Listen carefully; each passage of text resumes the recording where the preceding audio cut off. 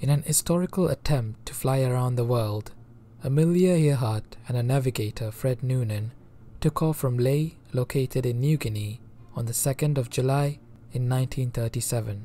She was planning to land her airplane 20 hours later in the tiny Howland Island. This was the last anyone had seen or heard of her, and she vanished without a trace. What happened to Amelia Earhart?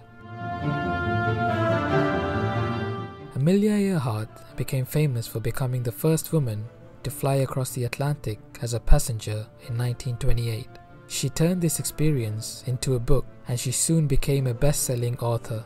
However, throughout the next few years, she would only get bigger by accomplishing feats as a pilot, such as flying solo across the Atlantic.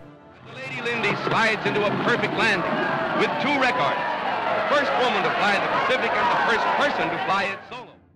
By 1937, she was one of the most famous women of her time. She was planning on flying one last trip, circumnavigating the globe, covering more than 30,000 miles. She made more than 20 stops in a twin-engine Electra in locations such as Australia, Brazil, and Bangkok before she vanished over the Pacific, flying from Lae, New Guinea to Howland Island.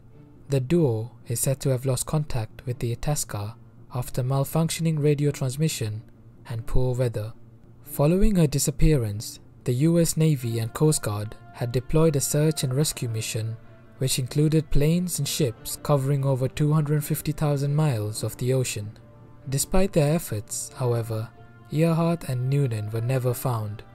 The official report claims that the duo had crashed into the Pacific due to lack of fuel. However, from the beginning of her disappearance to now, there's still debate as to what happened on that day.